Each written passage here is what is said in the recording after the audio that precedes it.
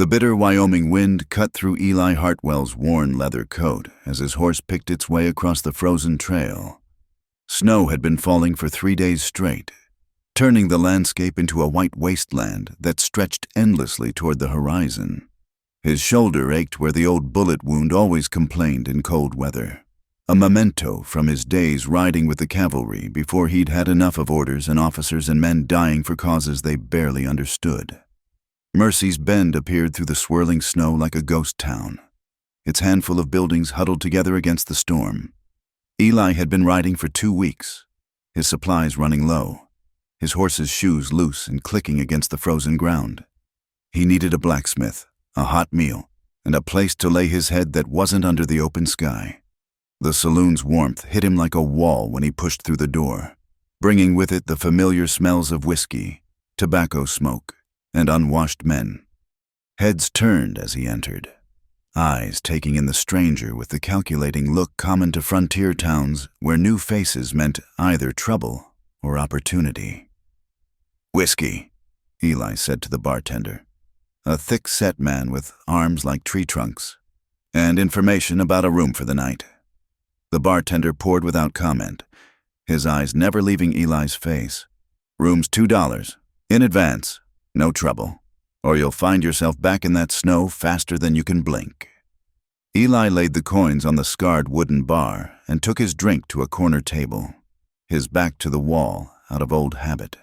The saloon's patrons gradually returned to their conversations, though he caught snatches of their talk drifting through the smoky air. "Saw her again yesterday, hauling water from that old well. Devil in that woman, mark my words. Husband died strange, they say. Found him burned up in that stone house." A man at the next table, deep in his cups, turned to Eli with the loose-lipped friendliness of the thoroughly drunk. "You planning to stay long, stranger?"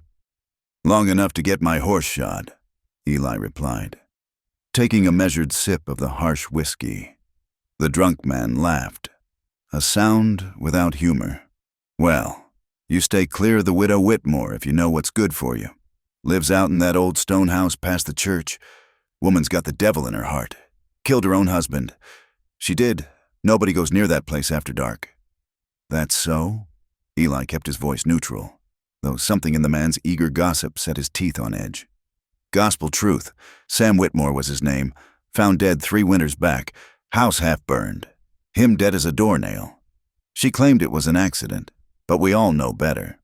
What kind of accident leaves a man dead and his wife without a scratch? Now she lives out there alone. Won't talk to nobody. Won't come to church. Unnatural, that's what it is." Eli finished his whiskey in silence, then climbed the narrow stairs to his rented room. It was small and cold, but the bed was a luxury after weeks on the trail. He lay awake listening to the wind howl around the eaves, thinking about the drunk man's words. In his experience, when a whole town was eager to paint someone as a devil, the truth was usually more complicated.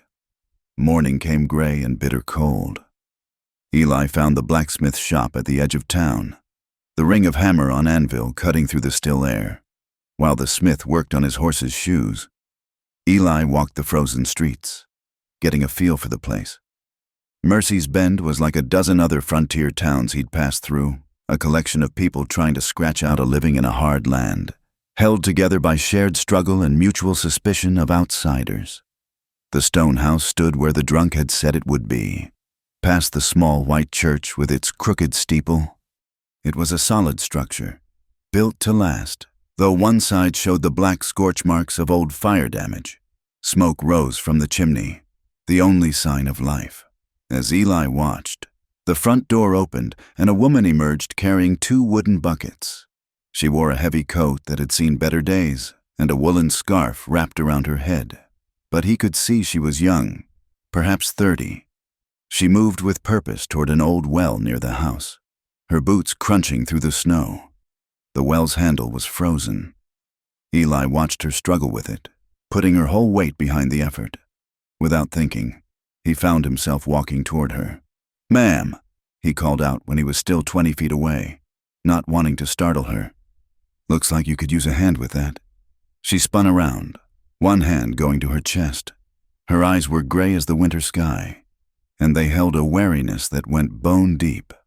For a moment they stood frozen, taking each other's measure. "I manage fine on my own," she said, her voice carrying a slight tremor that might have been from the cold. "Thank you all the same. No trouble to help," Eli said, stopping where he was. Something in her stance reminded him of a wounded animal, ready to bolt or bite. "That handle gets mighty stubborn in weather like this." "I said I manage." The words came sharper now, and she turned back to the well, attacking the frozen handle with renewed determination. Eli touched the brim of his hat and turned to go, but the sound of splintering wood made him look back. The handle had broken off in her hands, sending her stumbling backward. She caught herself, stood for a moment looking at the broken piece of wood in her hand, then hurled it into the snow with a sound that might have been a sob. "My offer stands," Eli said quietly. She turned to look at him again, and he saw something shift in her expression. Not trust, exactly, but a kind of exhausted practicality. "There's another handle in the shed," she said finally. "If you're so determined to help." He found the handle and a toolbox, making the repair while she watched from a careful distance. The mechanism was old but well maintained, and soon he had the new handle attached and turning smoothly. He filled both her buckets without being asked, setting them on the ground near her feet. "I'm Eli Hartwell," he said, stepping back to give her space. "Just passing through." She studied him for a long moment. "May," she said finally, not offering her last name. "Thank you for your help, Mr. Hartwell. Good day to you." It was a clear dismissal. Eli touched his hat again and walked back toward town, feeling her eyes on him until he rounded the bend in the road. That night in the saloon, the drunk was there again, eager to share more gossip about the widow. Eli listened with half an ear, his mind on gray eyes and the kind of wariness that came from hard experience. He dreamed that night of crying, faint and distant, carried on the wind. In his dream, he stood outside the stone house, watching shadows move behind the windows while that mournful sound rose and fell like a wounded animal's call. He woke with the echo of it still in his ears, though the night was silent, except for the wind. The next morning he was at the blacksmith's early, collecting his horse. The shoes were good, the work solid. He should have ridden out then, pointed his horse west and left Mercy's Bend to its secrets and sorrows. Instead, he found himself buying supplies at the general store. Coffee, flour, a side of bacon, more than he needed for the trail. He told himself he was just being neighborly when he rode out to the stone house again. The morning was clear and brutal cold, the kind that made breathing hurt. Smoke rose from the chimney, but the place looked still, almost abandoned except for that single sign of life. Eli dismounted near the shed and saw what he'd expected, a pitiful pile of split wood, barely enough for another day or two. An axe leaned against the wall, its blade dull with use. He tested the edge with his thumb, then looked toward the house. No sign of movement. He'd split wood since he was a boy, and his body remembered the rhythm. Soon he had a good pile going, the exercise warming him despite the cold. He was considering how much more to split when the door opened. May stood on the threshold, that same wariness in her stance. She wore a different dress today, dark blue wool that had been carefully mended in several places. Her hair was pinned up, revealing the sharp angles of her face. "What are you doing?" The question carried more confusion than anger. "Noticed your wood pile was running low," Eli said, setting the axe aside. "Figured I'd help out before I moved on." "I didn't ask for your help." "No, ma'am, you didn't." He gathered an armload of the split wood. "Where would you like this stacked?" For a moment he thought she might order him off her property. Then something in her shoulders sagged slightly. "There's a lean-to around back," she said quietly. "But I don't have money to pay you." "Didn't ask for pay." Eli started walking, making her step aside as he headed for the back of the house, just being neighborly. He made several trips, stacking the wood neatly in the shelter of the lean-to. May watched from the doorway, her arms wrapped around herself against the cold. When he finished, she was still there, a question in her eyes she seemed unable to voice. "I'll be heading out tomorrow," Eli said, though he hadn't planned the words. "Thought I'd make sure you were set for wood before I go." "Tomorrow," she repeated. Something flickered across her face. Relief? Disappointment? It was gone too quickly to tell. "Well, thank you for your kindness, Mr. Hartwell. Safe travels to you." That night the dreams were stronger. This time he could make out words in the crying pleas, denials. A child's name called out in anguish. He woke with sweat cooling on his skin despite the cold room, and knew with the certainty that sometimes came to him that there was more to May Whitmore's story than a town's malicious gossip. Come morning, he loaded his saddlebags and prepared to ride out as he'd said he would. But as he led his horse past the church, past the last houses of Mercy's Bend, he found himself stopping. The road stretched ahead, leading to anywhere that wasn't here. Behind him lay a mystery and a woman with wounded eyes who hadn't asked for anything but to be left alone. Eli Hartwell had spent 5 years drifting since the war, telling himself he was looking for something without ever naming what.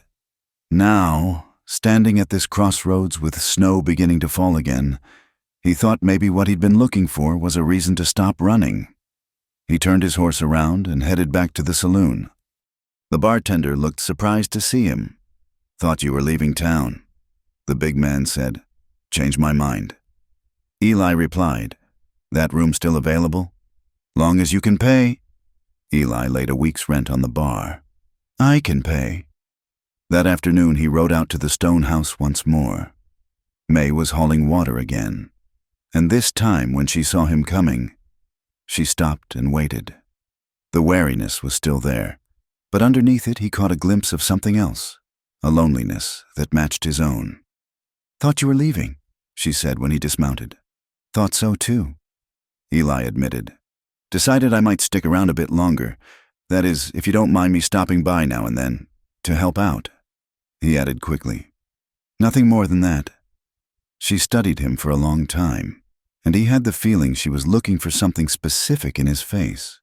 Whatever she sought, she must have found it, because she nodded slowly. "I suppose I could use the help," she said. "But I keep to myself. Mr. Hartwell, I'm not looking for company." "Neither am I," Eli said, and realized he meant it. Whatever drew him here, it wasn't simple desire. It was something deeper and more dangerous, a recognition of shared damage, perhaps, or the pull of one lost soul to another.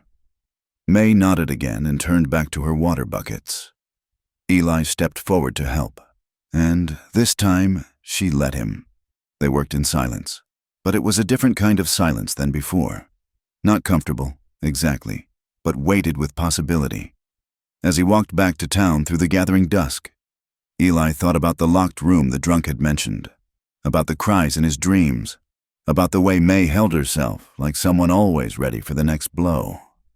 He'd started this thinking to solve a mystery, but now he wondered if what he'd really found was someone else who understood that sometimes the only thing worse than remembering was being the only one who did.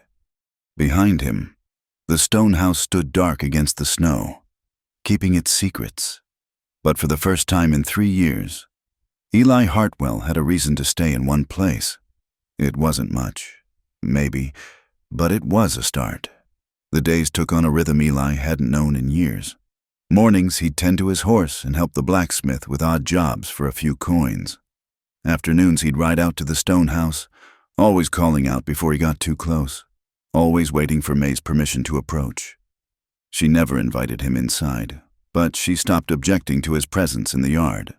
He fixed the broken gate that hung askew on its hinges, patched holes in the chicken coop where foxes had been getting in, replaced rotting boards on the porch steps. May would watch from the window sometimes, her face a pale oval behind the glass. Other times, she'd work alongside him in silence, holding boards while he hammered or passing him tools without being asked. She moved carefully. He noticed, favoring her left side when she thought he wasn't looking. Once, When she reached up to hang laundry on the line, her sleeve pulled back and he glimpsed bruises on her wrist, faded to yellow-green, old bruises, but the sight of them made something cold settle in his stomach. "Got caught in the barn door," she said when she saw him looking, tugging the sleeve down quickly. "Wasn't watching where I was going." Eli nodded and said nothing, but he'd seen too many injuries in his time to believe her. The placement was wrong for an accident, too precise, like someone had gripped her wrist hard enough to leave marks. 2 weeks into this routine, he arrived to find her struggling with a broken pump handle in the kitchen garden. The metal had snapped clean through, leaving a sharp edge that had cut her palm. She was wrapping it with a piece of torn petticoat when he approached. "Let me see," he said, keeping his voice gentle. She hesitated, then held out her hand.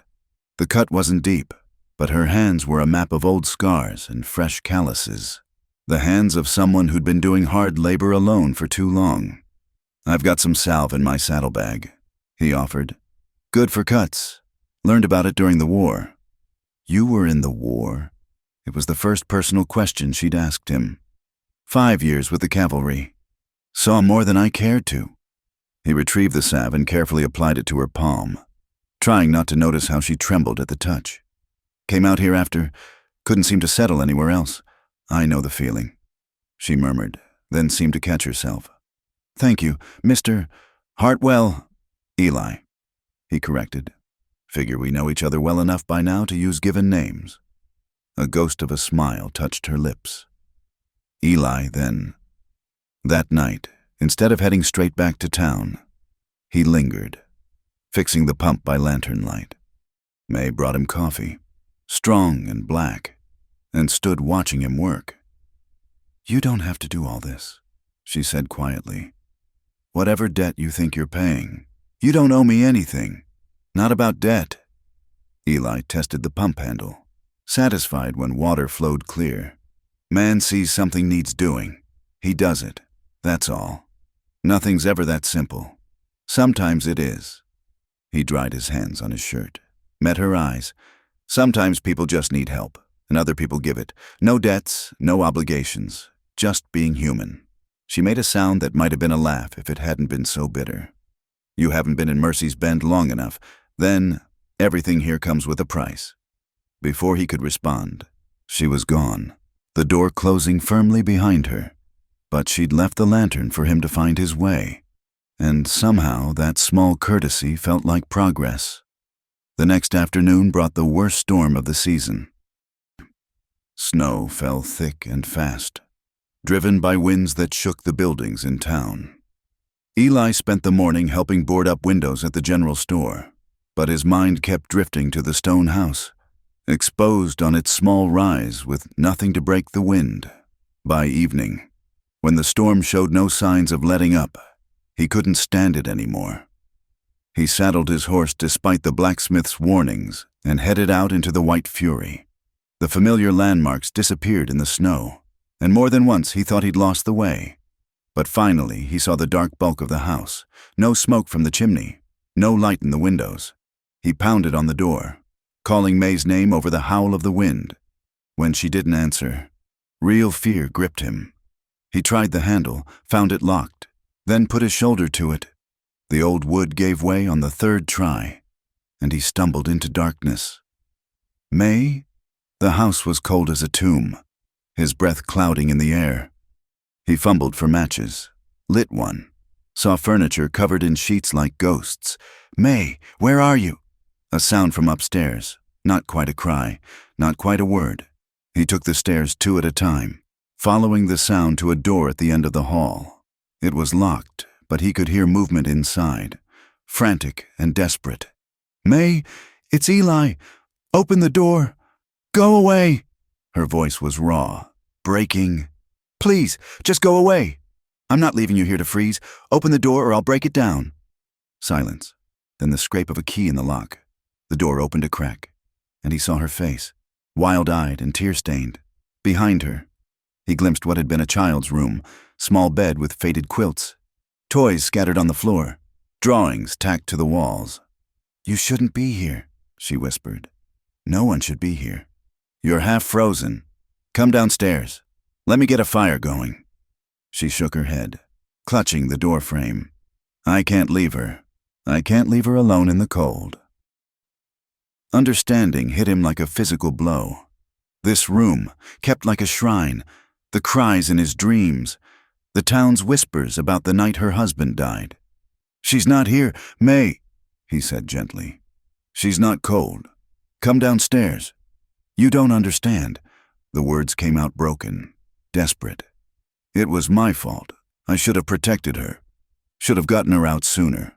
But I was too scared, too weak, and now she collapsed against the doorframe, sobs shaking her thin shoulders.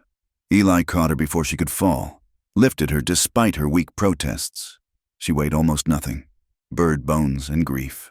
He carried her downstairs, set her in a chair by the cold fireplace, wrapped her in whatever blankets he could find.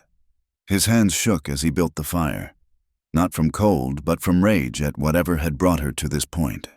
When the flames finally caught, he made coffee with the supplies he found in the kitchen, forced her to drink it. Slowly, warmth returned to the room and color to her face. She sat curled in the chair, watching the fire, looking lost and young and utterly defeated.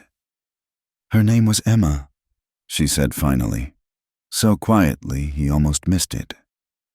She was 6 years old, loved to draw pictures of horses, always begging her father to teach her to ride. Eli said nothing, just sat on the floor near her chair, close enough to offer comfort but not touching. Sam wasn't always cruel, May continued, her voice distant. When we married, he was different, or maybe I was just too young to see what was already there. But after Emma was born, after the farm started failing, he'd drink, and when he drank, he'd rage. The fire popped, sending sparks up the chimney. Outside, the storm continued its assault on the house. That night, 3 years ago, he came home worse than usual, started in on Emma because she'd spilled her milk at supper. I tried to stop him, tried to get between them, but he... Her hand went to her side, the gesture unconscious. He knocked over the oil lamp when he threw me into the table. The fire spread so fast. I tried to get to Emma's room, but the smoke, the heat, and Sam, he just stood there, laughing, said maybe starting fresh wasn't such a bad idea. Tears ran down her face, but she didn't seem to notice them. I ran for help, pounded on doors, begged, screamed for someone to help me save my baby. But it was late, and Sam was important in town, and everyone knew better than to interfere when he was in his cups. By the time anyone came, it was too late. The fire had taken half the house, taken Emma, taken Sam too, trapped by a burning beam when he tried to leave. May, Eli's voice was rough. It wasn't your fault, wasn't it? She looked at him then, eyes blazing with self-hatred.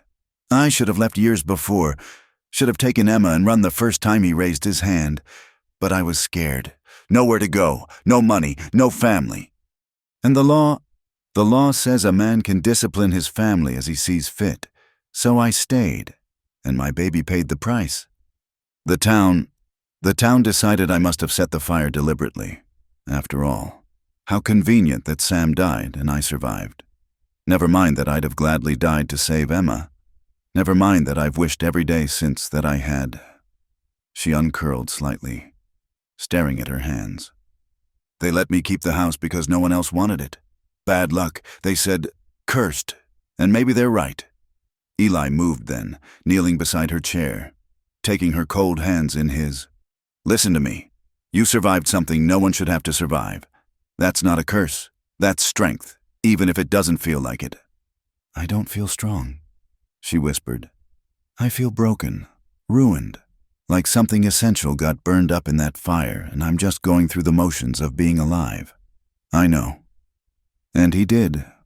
Different circumstances, but he knew that feeling of being hollowed out, of walking through the world like a ghost. But you're still here, still fighting, even when you don't want to. That matters. She studied his face, searching for something. Why do you care? You don't know me. I'm nothing to you but a story, a curiosity. Maybe at first, he admitted, but not now. Now you're, he struggled for words. Now you're May, who makes the strongest coffee I've ever tasted and fixes things until her hands bleed rather than ask for help. Who keeps her daughter's room like a prayer and faces down a whole town's judgment rather than leave the last place her child lived. You're not nothing. You're extraordinary. She made a broken sound and pulled her hands free, covering her face. Don't be kind to me. I can't bear it. Too bad, he said roughly. Because I'm not going anywhere. Not tonight, not tomorrow. You're stuck with me, May Whitmore, until you realize you deserve kindness, deserve help, deserve to live without apologizing for surviving. She cried then, really cried, great gulping sobs that shook her whole body. Eli stayed where he was, a steady presence, until exhaustion finally overtook her. When her breathing evened out in sleep, he carefully lifted her again, carried her to what must have been her bedroom, laid her on the bed and covered her with quilts. He spent the night in a chair by her door, standing guard against nightmares both real and imagined. The storm blew itself out near dawn, leaving a world transformed by white. When May emerged, pale and hollow-eyed but steady, she found him making breakfast in her kitchen. I'm not going to thank you, she said, her voice hoarse. Didn't ask you to. He set a plate in front of her. Eat. You need your strength. She took a few bites, then set down her fork. The whole town will talk. You spending the night here? My reputation. Your reputation is your business. I'm more concerned about you freezing to death. He poured coffee. Strong and black. Besides, what can they say that they haven't already? A smile ghosted across her face. There and gone. True enough. She wrapped her hands around the cup, seeking warmth. Eli, what you said last night, I meant every word. I know. She met his eyes. That's what scares me. I don't know how to... I've been alone with this for so long. I don't know how to let anyone else carry part of it. Don't have to know how, he said. Just have to be willing to try. She was quiet for a long moment, then nodded slowly. All right, I'll try, but I can't promise anything. I can't promise I won't push you away or close myself off or... Not asking for promises, just asking for a chance. A chance, she repeated softly. I suppose I can give you that. It wasn't much, but it was a beginning. And as Eli watched the morning sun break through the clouds, painting the snow-covered world in shades of gold and rose, he thought that maybe, just maybe, it would be enough. Word spread through Mercy's Bend like wildfire that Eli Hartwell had spent the night at the widow's place. By the time he rode back into town that morning, the looks he received ranged from scandalized to knowing, with a fair share of disgust mixed in. The bartender at the saloon barely acknowledged him when he came in for his midday meal. Heard you've been keeping company with the Whitmore woman, said Jake Morrison, the town's self-appointed moral guardian who ran the general store. Might want to reconsider that association, stranger. Nothing good comes from tangling with that one. Eli set down his coffee cup deliberately. Man helps a neighbor during a storm. Don't see how that's anyone's business but mine. Everything's everyone's business in a town this size. Jake replied. And that woman's trouble. Ask anyone who was here 3 years ago. Ask about the screaming in the night, the way her husband died. Evil draws evil, Mr. Hartwell. The certainty in the man's voice set Eli's teeth on edge, but arguing would only fuel more gossip. So he finished his meal in silence and left. He had questions, though. And if the townspeople wouldn't give him straight answers, maybe there were other sources. He found what he was looking for at the small church, records, kept by whoever served as pastor. The current man of God was away, traveling to other settlements, but his wife, Mrs. Catherine Fleming, maintained the parsonage. She was a thin woman with nervous hands and the kind of face that had forgotten how to smile. I'm looking for information about the night of the fire 3 years ago, Eli said after the pleasantries. The night Sam Whitmore died. Her face went pale. That's not a night anyone likes to remember. Mr. Hartwell, why would you want to know about such things? Because I think there's more to the story than what people are saying, She busied herself with straightening already straight doilies on the chair backs. My husband wasn't here then. The previous pastor, Reverend Daniels, he left shortly after, went back east, said he couldn't serve a congregation that had failed so fundamentally in its Christian duty. Failed how? Mrs. Fleming's hand stilled. I shouldn't speak of it. My husband says dwelling on past tragedies serves no purpose. Please, Eli said quietly. I'm trying to understand. She looked at him then, really looked, and something in his face must have convinced her. There's a woman who might talk to you. Constance Powell. She lives in the small cottage behind the bakery. She tried to help that night. But I warn you, Mr. Hartwell, some stones are better left unturned.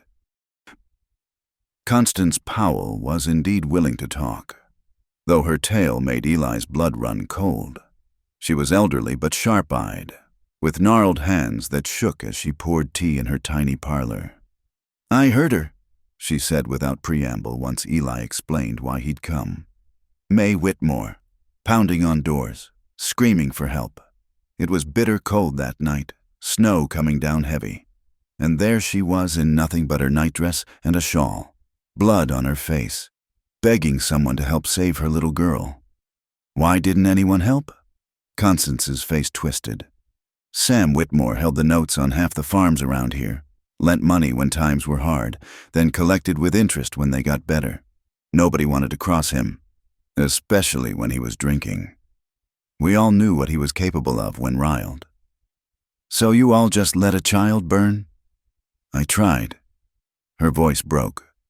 I came out, told her to come inside, that we'd get the men together. But she wouldn't stop, just kept running house to house. And by the time I'd roused my son and some others, we could see the flames from here.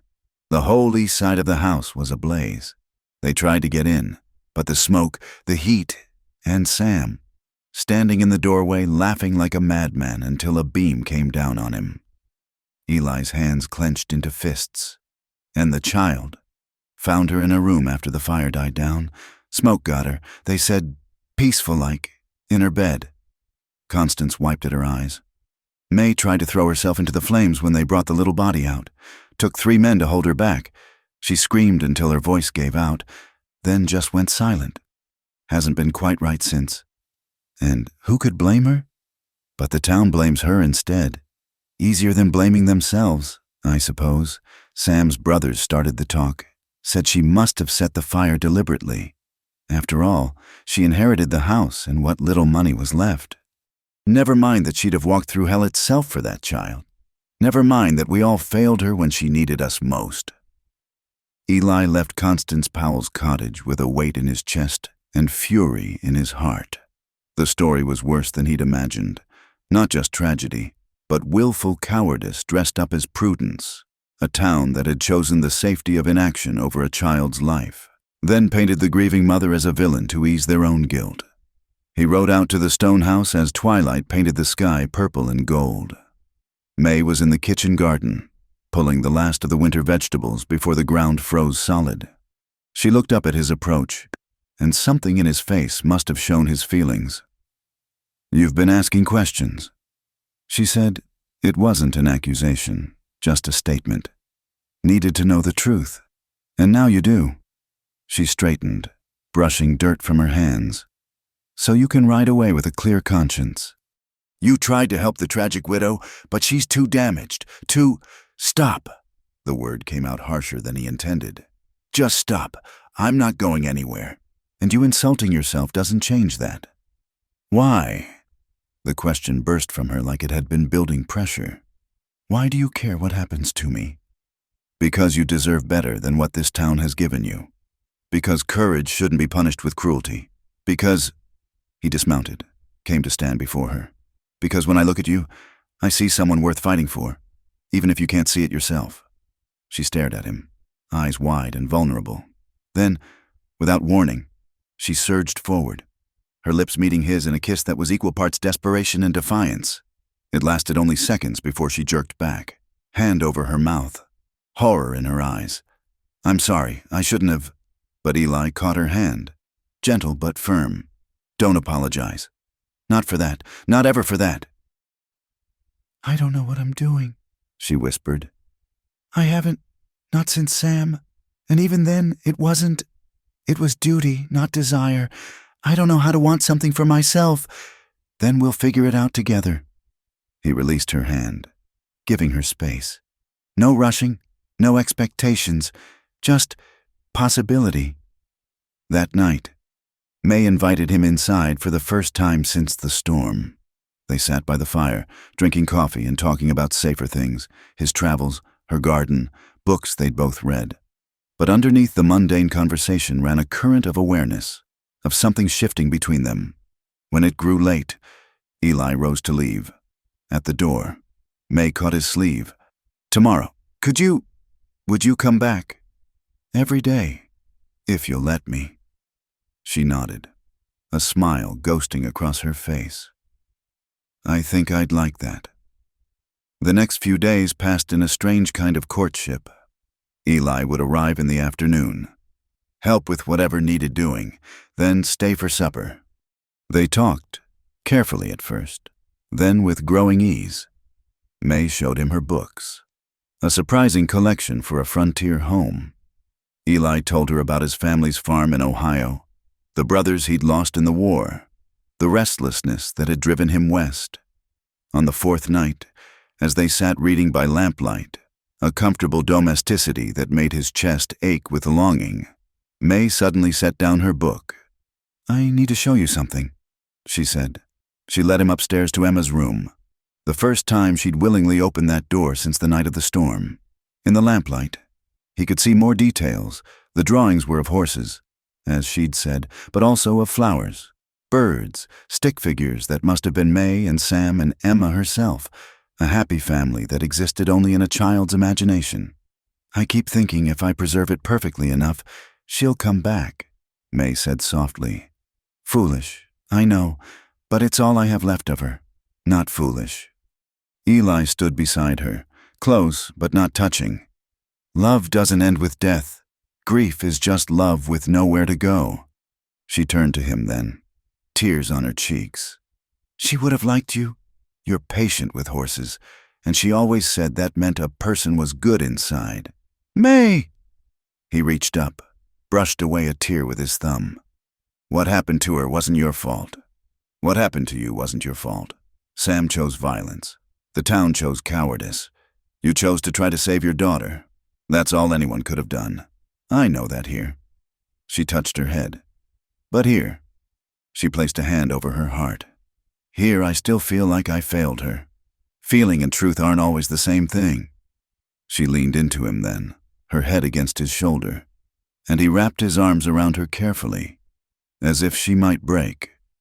They stood that way for a long moment, surrounded by the artifacts of a life cut short, finding comfort in shared sorrow. When they finally left the room, May locked the door behind them with steady hands. Not yet, she said. I'm not ready to let go yet, but maybe someday. That night, instead of leaving, Eli found himself pulled back into her arms at the bottom of the stairs. This kiss was different from the first, less desperate, more searching. When they broke apart, both breathing hard. May's eyes were dark with want and fear in equal measure. Stay, she whispered. Just stay with me. Not for that. Just, I don't want to be alone tonight. So he stayed, sleeping in a chair in her room while she curled in her bed, fingers stretched toward him across the space between. It wasn't what his body wanted, but it was what she needed, and that mattered more. He woke near dawn to find her watching him, a soft expression on her face he'd never seen before. No one's ever just stayed before, she said quietly. Sam always wanted, but you just stayed. Always will, if you need me to. She smiled then, a real smile that transformed her face. I'm starting to believe you might, but mourning brought consequences. As Eli left the house, he found Sheriff Wade Patterson waiting by his horse, badge glinting in the early light. Mr. Hartwell, the sheriff said, hand resting on his pistol. I think it's time you and I had a talk about your intentions toward Mrs. Whitmore. My intentions are my own business. Not in my town. Patterson was a big man, gone to fat but still dangerous. See, some folks think you're taking advantage of a woman who's not right in the head. Others think maybe she's got her hooks in you for protection. Either way, it's causing disruption, and I don't like disruption. What you like or don't like doesn't concern me. The sheriff's face darkened. It should. See, there's still questions about that fire, about how convenient it was that Sam died and she lived. Some folks think maybe she had help. Maybe someone she was carrying on with decided to solve her problem permanently. The accusation was so vile that for a moment Eli couldn't speak. She'd never met me before 2 weeks ago. So you say, but a drifter with no ties, no history we can verify, makes a person wonder. Patterson stepped closer, voice dropping. I'm giving you friendly advice. Stranger, move on, today, before something unfortunate happens. Is that a threat, Sheriff? It's a certainty. This town protects its own, and May Whitmore isn't one of us. Neither are you. Don't make me prove it. Eli met the man's stare steadily. I'll leave when I'm ready. Not before. Patterson's hand tightened on his pistol butt. Your funeral, Hartwell. Remember, I tried to warn you. As the sheriff rode away, Eli knew the stakes had changed. It wasn't just about helping May anymore, or even about the growing feelings between them. It was about standing against a town that had twisted its guilt into cruelty, that would rather destroy an innocent woman than face its own failings. He thought of May's smile that morning, the first real happiness he'd seen from her. Whatever came next, whatever price the town tried to exact, he knew he'd pay it. Some things were worth fighting for. And May Whitmore, brave, broken, beginning to heal, was at the top of that list. The question now was whether she'd let him fight beside her, or whether the town's poison had sunk too deep for even love to cure. Only time would tell. And time, Eli suspected, was running short. The sheriff's warning proved prophetic. Over the next days, Eli found his welcome in Mercy's Bend evaporating like morning dew. The blacksmith suddenly had no more work for him. The saloon keeper demanded payment up front and doubled his prices. When he went to buy supplies at Morrison's general store, Jake himself blocked the doorway. We don't need your kind here. Hartwell, the shopkeepers said, arms crossed. Man who consorts with killers ain't welcome in decent establishments. She's not a killer, Eli said evenly. And you know it. I know what I know. Now move along before I call the sheriff. Eli moved along, but anger burned steady in his chest. He'd seen this before, how people could convince themselves of lies to avoid uncomfortable truths. The war had been full of such willful blindness, but knowing the pattern didn't make it easier to swallow. He rode out to May's that afternoon to find her in the garden, savagely attacking weeds with a hoe. She didn't look up at his approach, but her shoulders tensed. You shouldn't come here anymore, she said without preamble. I know what they're saying in town, what they're doing to you. Don't care what they're saying. She finally looked at him then, and her eyes were red-rimmed but dry. I care. You don't deserve to be dragged down with me. You should leave while you still can. We've had this conversation. I'm not going anywhere. Why? She threw down the hoe, voice rising. Why are you so stubborn about this? You don't owe me anything. Has nothing to do with owing. He dismounted, came to stand before her. Everything to do with wanting. Wanting to see you smile again. Wanting to hear you laugh. Wanting. He stopped, suddenly uncertain. Wanting what? Her voice was barely a whisper. Wanting you, he said simply. All of you, the broken parts and the healing parts and everything in between. She stared at him for a long moment, then turned away. You don't know what you're asking for. I can't be what you want, what any man would want. Sam made sure of that. You're already what I want, just as you are. Stop. The word came out choked. Please, just stop. I can't bear kindness. Eli, cruelty I understand. Cruelty I can armor myself against. But kindness makes me hope. and hope is the cruelest thing of all. He moved without thinking, pulling her into his arms. She resisted for a moment, then collapsed against him, her whole body shaking with suppressed sobs. Hope isn't cruel, he murmured into her hair. Hope is what keeps us human, what helps us survive the worst life throws at us. I've survived enough, she said against his chest. I'm tired of surviving. I want to live again, but I don't remember how. Then we'll remember together. She pulled back to look at him, something shifting in her expression. You really aren't going to leave, are you? Not unless you tell me to, and mean it. She studied his face for a long moment, then rose up on her toes and kissed him. This time there was no desperation, no fear, just a tentative exploration that sent heat through his veins. When they parted, both were breathing unsteadily. Come inside, she said softly. Please. They made it as far as the parlor before she was kissing him again, hands fumbling with the buttons of his shirt. He caught her wrists gently. May, we don't have to. I want to, she interrupted. For the first time in so long. I want something. I want you. Please don't make me beg. Never. He cupped her face in his hands. But we go slow.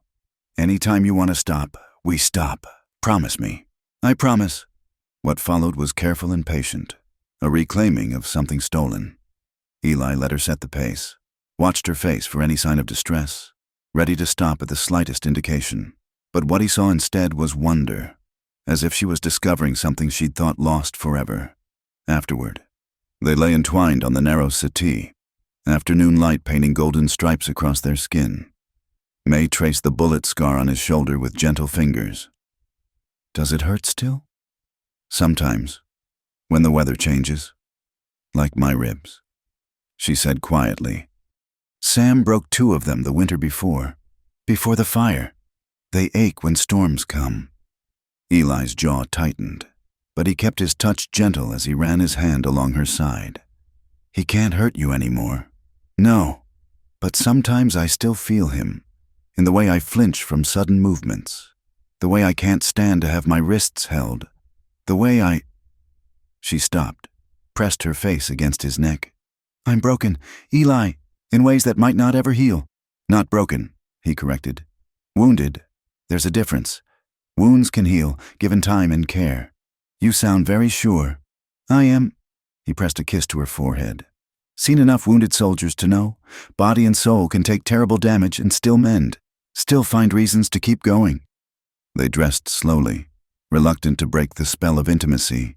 But as May pinned up her hair, Eli saw worry creep back into her expression. This changes things, she said. If the town finds out, let them find out. I'm not ashamed of what's between us. They'll make your life miserable, more than they already have. May... He turned her to face him. I've been miserable for years, drifting, searching for something I couldn't name. Then I found you, and for the first time since the war, I feel like I'm where I'm supposed to be. The town can do its worst. As long as I have you, nothing else matters. She searched his face, then nodded slowly. All right, but when they come for us, and they will come, don't say I didn't warn you. Her words proved prophetic. That very evening, as Eli made his way back to town through the gathering dusk, he found his path blocked by 4 men on horseback. He recognized them as some of the town's rougher elements, men who did dirty work for those who wanted to keep their own hands clean. Evening, Hartwell, said their leader, a scarred brute named Josiah Briggs. Heard you didn't take the sheriff's advice about moving on. Eli's hand moved casually toward his pistol. Wasn't aware I needed the sheriff's permission to stay in a free country. Free's a relative term, Briggs said. See, we got a problem. You're stirring up old business, getting folks riled up about things better left buried. That makes you a problem that needs solving. And you're the solution? Could be. Or you could wise up, get on that horse, and ride out tonight. Your choice. Eli considered his options. 4 against 1 wasn't good odds, but he'd faced worse. Still, dying in a pointless brawl wouldn't help May any. I'll think about it, he said finally. You do that. Briggs leaned forward in his saddle. "But don't think too long. Next time we meet might not be so friendly." They let him pass, but Eli could feel their eyes on him all the way to town. Back in his room at the saloon, he checked his weapons, tested the door's lock, and settled in for a watchful night. Come morning, he'd need to make some hard decisions. But morning brought unexpected news. He was awakened by pounding on his door and opened it to find Constance Powell, the elderly woman who'd told him about the night of the fire. "You need to come quick," she said, breathless from exertion. "It's May. Sheriff's at her place with a warrant. Says someone reported seeing stolen goods in her barn." Eli was dressed and mounted within minutes, riding hard toward the stone house. He found a crowd gathered in May's yard, sheriff, deputies, and half the town come to watch the spectacle. May stood on her porch, chin raised despite the fear in her eyes. "This is ridiculous," she was saying as Eli pushed through the crowd. "I haven't stolen anything. Just doing my job, ma'am," Sheriff Patterson said with false regret. "Got a report of missing cattle, items taken from the general store. Witness says they saw you sneaking around at night." "What witness?" Eli demanded, reaching May's side. The sheriff's smile was cold. "That'd be me," said a voice from the crowd. Josiah Briggs stepped forward, hat in hand like a respectable citizen. "Saw her clear as day 2 nights past, leading Tom Harper's prize heifer toward her barn." "That's a lie," May said flatly. "I haven't left my property after dark in 3 years." "Well now, that's for the law to determine." Patterson gestured to his deputies. "Search the barn. Boys, let's see what we find."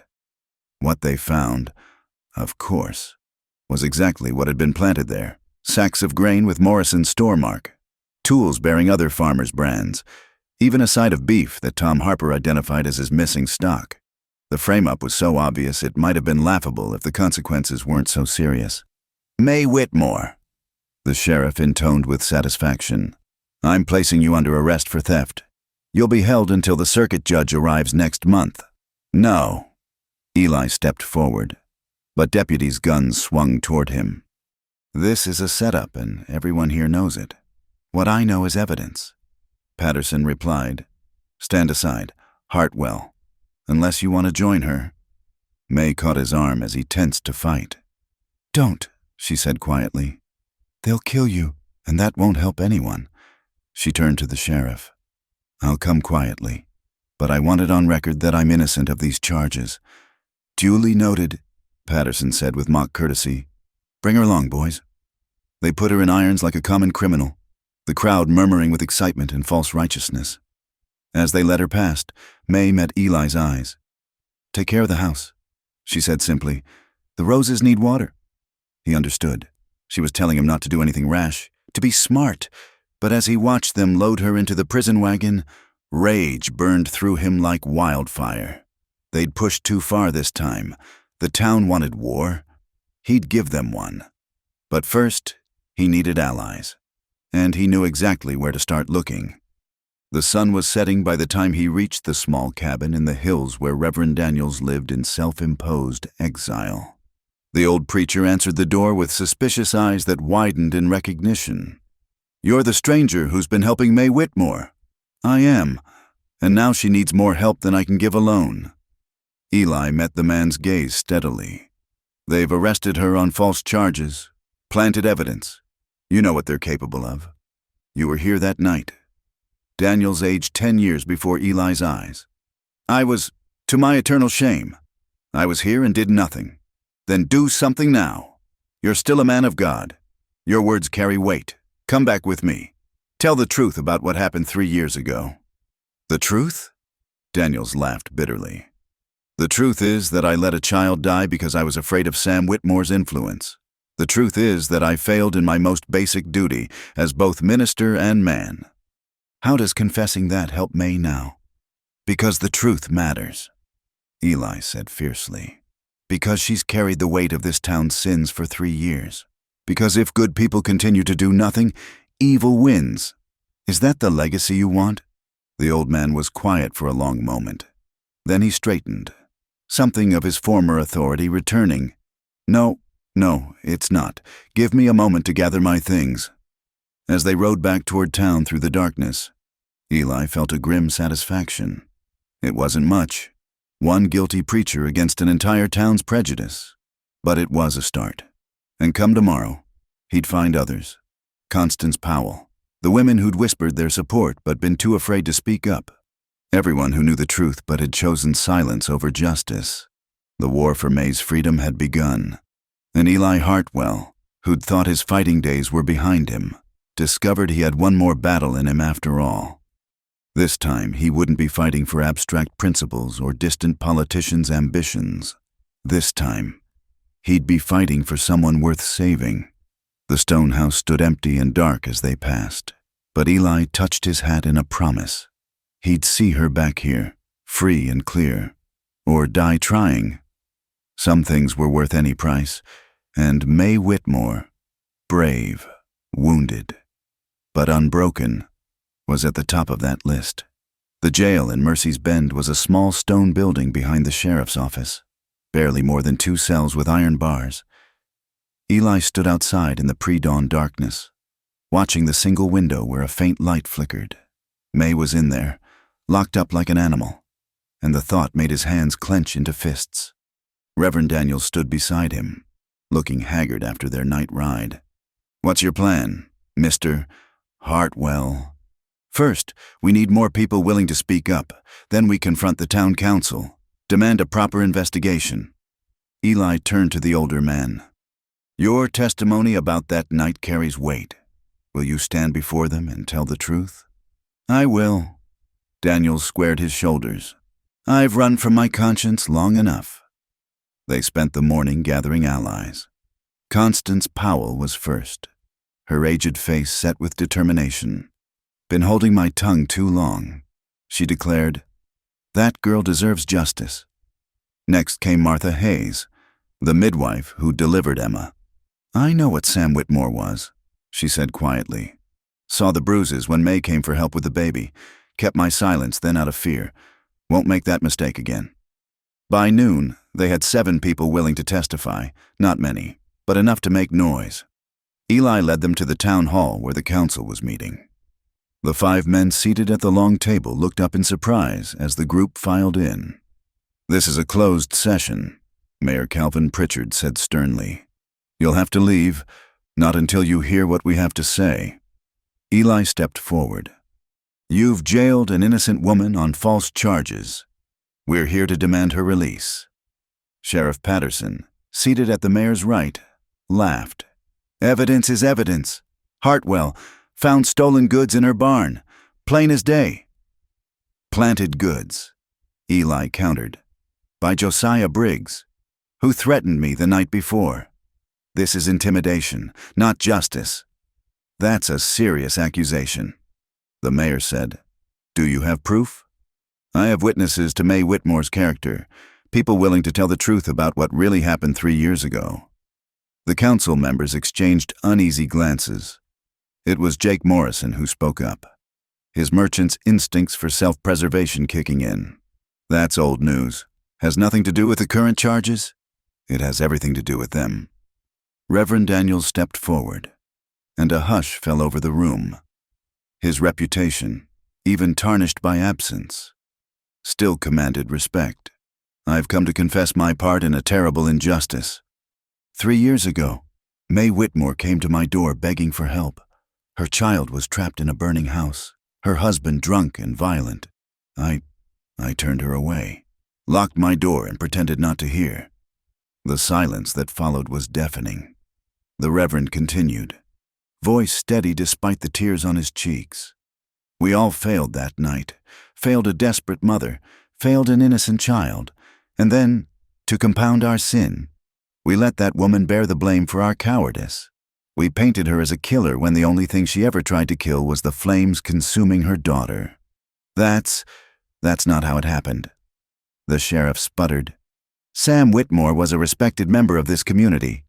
"Sam Whitmore was a drunk who beat his wife and child," Martha Hayes interrupted. "I delivered that baby, saw what he did to them both. We all knew, and we all kept quiet because he held our debts." One by one, The others spoke.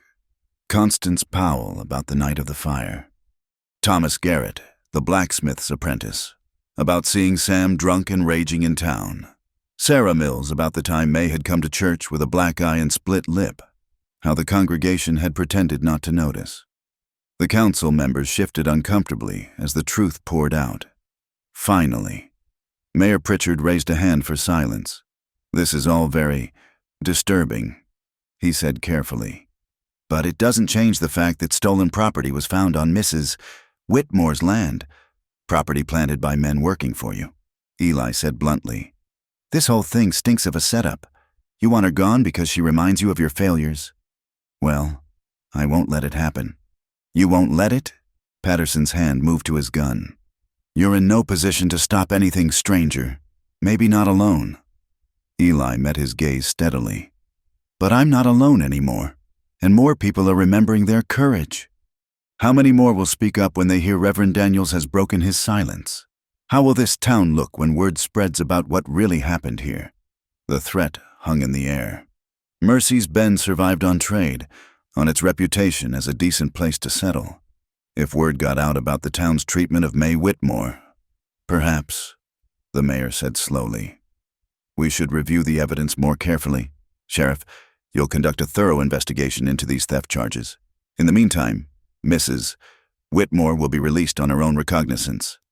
"But Mayor," Patterson began, "that's my decision." Pritchard's tone brooked no argument. "This meeting is adjourned." Outside, Eli felt a moment's elation, but Reverend Daniels looked troubled. "This isn't over," the older man warned.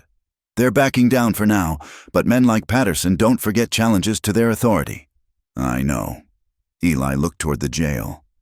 "But right now, I just want to get her out of there." May was sitting on the narrow cot when the sheriff reluctantly unlocked her cell. She looked pale, but composed, rising with dignity despite the ordeal. When she saw Eli, something flickered in her eyes, relief, joy, and fear all mixed together. "You shouldn't have done this," she said as they walked out into the afternoon sun. "Now they'll come after you too. Let them come." He wanted to pull her into his arms, but settled for taking her hand.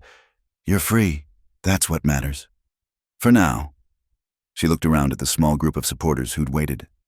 "Thank you, all of you. I don't have words for what this means." "No words needed," Constance Powell said firmly. "Just glad to finally do right by you. Girl." They escorted May home like an honor guard. At the stone house, she paused on the threshold, breathing deep as if reacquainting herself with freedom. Inside, Eli had kept everything tidy, even watered her struggling roses as she'd asked. When the others had gone, leaving them alone, May finally let her composure crack. She sank into a chair, shaking with delayed reaction. "They were going to keep me there," she whispered. "Maybe forever. Claim I was mad. Dangerous. I know how these things go. Women who inconvenience powerful men have a way of disappearing. Not you." Eli knelt beside her chair, taking her cold hands in his. "Never you. I'd have torn that jail apart brick by brick first." She studied his face, then leaned forward to kiss him softly. "My fierce protector. What did I do to deserve you? You survived. You endured. You kept your heart good despite everything they threw at you." He pressed his forehead to hers. "You're the strongest person I've ever known. May Whitmore. I don't feel strong. I feel tired. So tired of fighting just to exist. Then let me fight for you, with you. You don't have to do this alone anymore." That night, they loved with desperate passion, as if trying to hold back the darkness gathering around them. Eli traced every line of her body, memorizing the map of her scars, the places that made her gasp with pleasure. She was equally thorough, claiming him with touches and kisses that felt like promises. Afterward, they lay entwined, not speaking of the threats that tomorrow might bring, but sleep eluded them both, and when the first shots rang out just before dawn, they were already reaching for clothes and weapons. The barn was ablaze. Flames shot through the roof as men on horseback circled, whooping like demons. Eli grabbed his rifle, but May caught his arm. "No, that's what they want, you to come out shooting so they can claim self-defense." She was right. Through the window, he could see Sheriff Patterson sitting his horse just beyond the firelight, waiting. Josiah Briggs and his men were doing the burning, but it would be Eli who'd hang for it if he gave them excuse. They could only watch as the barn collapsed, taking with it what little May had managed to rebuild. When the riders finally left, laughing and shooting at the sky, the eastern horizon was beginning to lighten. "I'm sorry," Eli said as they surveyed the smoldering ruins. "This is my fault. I pushed them too hard, too fast. No." May's voice was steady as steel. "This is what they do, what they've always done. Destroy what they can't control."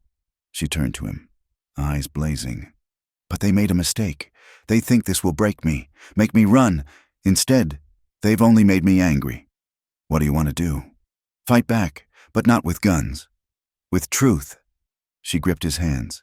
"Help me gather every person in this territory who suffered under Sam's cruelty or the town's corruption.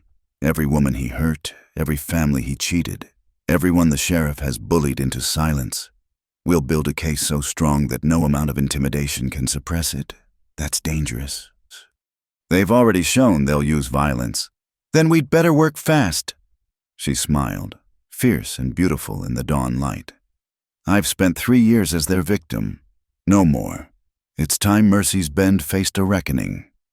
Looking at her, smoke-stained but unbroken, furious but focused, Eli felt his heart swell with something beyond love. This was a warrior's spirit, tempered by loss but not destroyed by it. Whatever came next, he'd stand beside her. "All right," he said simply. "Where do we start?" They spent the next days traveling the county, knocking on doors, having quiet conversations. The response was stronger than expected.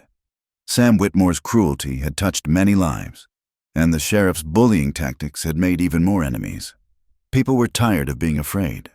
A week later, they had 23 sworn statements, tales of beatings, theft, intimidation, evidence of the sheriff taking bribes, the mayor skimming town funds, Jake Morrison using his store to trap farmers in debt, a pattern of corruption that went to the heart of Mercy's Bend's power structure. "This is enough to bring in federal marshals," Reverend Daniels said, reading through the documents. "Enough to clean out the whole nest of vipers. Then we'd better move fast." Eli warned. "They know what we're doing. They'll strike before we can get these to the territorial capital." He was right, that very night, as they prepared to leave with the evidence. Hoofbeats thundered up to the stone house. Eli peered out to see a dozen riders, faces masked, torches in hand. "May Whitmore!" Patterson's voice boomed out. "Come out! You're under arrest for arson, conspiracy, and disturbing the peace." "With what authority?" Eli shouted back. "You're not wearing badges. And last I checked, lawmen don't hide their faces." "Authority of righteous citizens protecting their town from troublemakers," someone else yelled. "Send her out, or we'll burn you both." May appeared at Eli's shoulder, fully dressed and carrying her father's old shotgun. "They mean it," she said calmly. "This is their last play. If we don't go out, they'll kill us and claim we died in a fire we set ourselves. Then we make our stand." Eli checked his rifle. "I've got 8 shots. You? 2 shells." She smiled grimly. "Better make them count." "Wait." Reverend Daniels emerged from the back room where he'd been praying. "There's another way. Give me the documents. I'll ride out the back while you keep them busy. I can reach the territorial capital by tomorrow night." "They'll kill us the moment you're gone," May pointed out. "No." The Reverend's face was serene. "Because I'm going to do what I should have done 3 years ago. Bear witness." Before they could stop him, he strode out the front door, Bible in one hand, the other raised in benediction. "Sheriff Patterson," his voice rang out clear and strong, "I call upon you to disperse this mob in the name of the Lord. Violence begets violence, and hatred breeds only hatred." "Get out of the way, preacher," Patterson snarled. "This isn't your business. Everything done in darkness is God's business. I stand witness to your crimes." "Sheriff, The blood on your hands, the corruption in your heart. Repent now, or face eternal judgment. For a moment, the scene held, the old preacher standing alone against armed men, light from their torches casting wild shadows. Then Josiah Briggs laughed. "Crazy old fool." He spurred his horse forward, clearly meaning to ride Daniels down. The shotgun blast caught Briggs in the shoulder, spinning him from his saddle. May stood in the doorway, smoke curling from her father's gun. "Next one who moves gets the other barrel," she called out. "Reverend, get back inside." But Daniels stood firm. "No more running, no more hiding. I bear witness to the murder of Emma Whitmore, to the systematic abuse of her mother, to the crimes of this town's leadership. Let any man who disputes it face me here and now." The riders milled uncertainly. In frontier towns, ministers still commanded respect, even fallen ones. To attack him openly— "You're all mad," Patterson finally snarled. "Fine, stay here and rot, but this isn't over." They retreated, dragging the wounded Briggs with them. Reverend Daniels waited until they were gone, then collapsed to his knees, shaking. "That was incredibly brave," May said, helping him up. "And incredibly foolish, perhaps. But it felt good to finally act like a man of God again." He looked at them both. "They'll be back. We need to get these documents to safety. Then we all go," Eli decided. "Together, tonight." They left within the hour, taking back trails Eli knew from his wandering days. Behind them, the stone house stood empty but unburned, a small victory in itself. Ahead lay the territorial capital and the hope of real justice.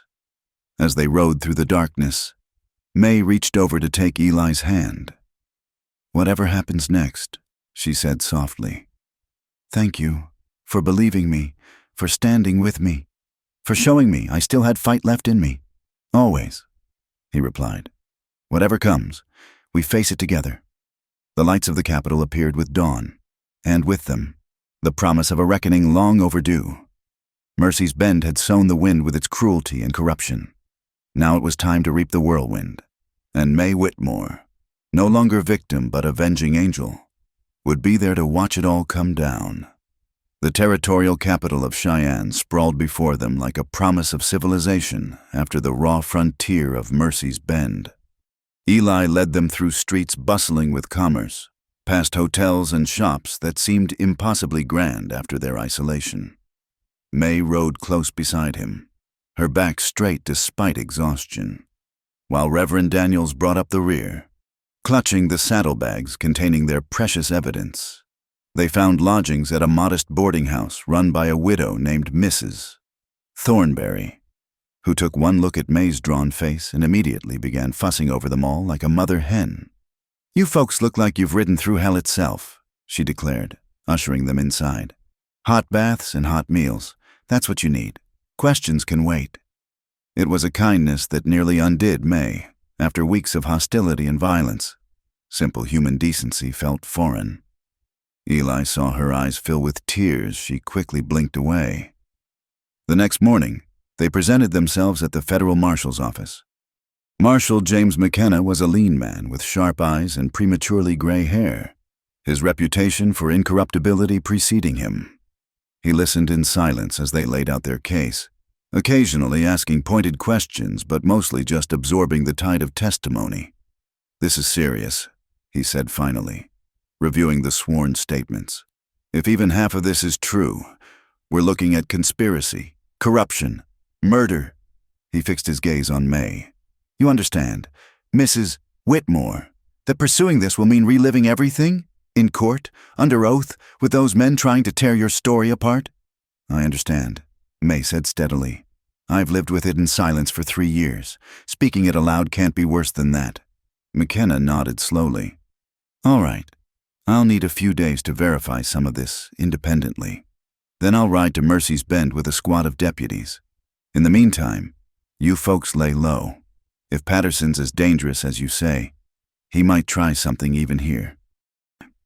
They spent those days in a strange limbo. After the constant tension of recent weeks, the simple act of walking streets without fear felt surreal. Eli took May to a dress shop, insisting she needed something new, something not touched by the memories of Mercy's Bend. I can't afford, she began. I can. He cut her off gently. Please, let me do this. She emerged from the fitting room in a deep blue dress that brought out her eyes. The first new garment she'd had in years. The wonder on her face made his heart ache. I'd forgotten, she murmured, smoothing the fabric. Forgotten what it felt like to choose something just because it was pretty. That evening, as they walked along the river that wound through town, May suddenly stopped.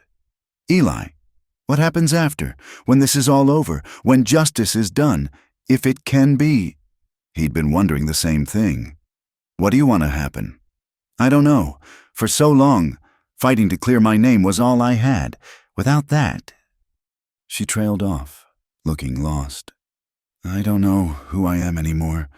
Not Sam's wife, not Emma's mother, not Mercy's, Ben's pariah, just May. And I don't know if that's enough. It's more than enough, Eli said firmly. You're the woman who survived hell and came out swinging, who tends roses in a graveyard and reads poetry by lamplight, who kisses like salvation and fights like a wildcat.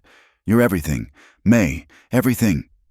She turned into his arms then, there on the public street, not caring who saw. I love you, she whispered against his chest. I didn't think I'd ever say those words again, mean them again, but I do. I love you, Eli Hartwell. And I love you, he replied, holding her close. Whatever comes next, wherever we end up, that won't change. 3 days later, Marshal McKenna was ready to move. He'd assembled 8 deputies, all hard men who'd seen their share of trouble.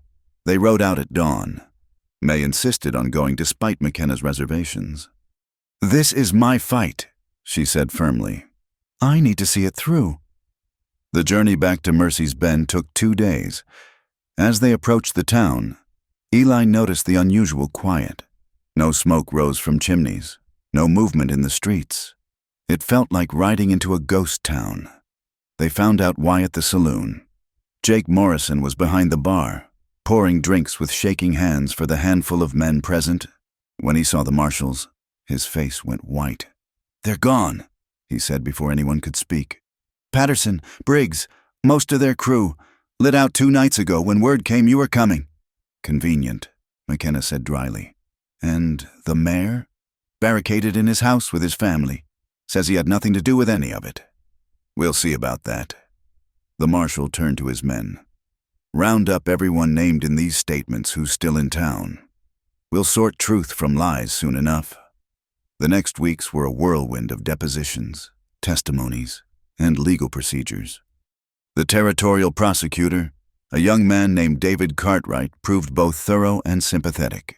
One by one, the truth emerged: years of corruption, intimidation, and abuse of power. Several men, faced with federal charges, turned on their fellows, providing even more evidence.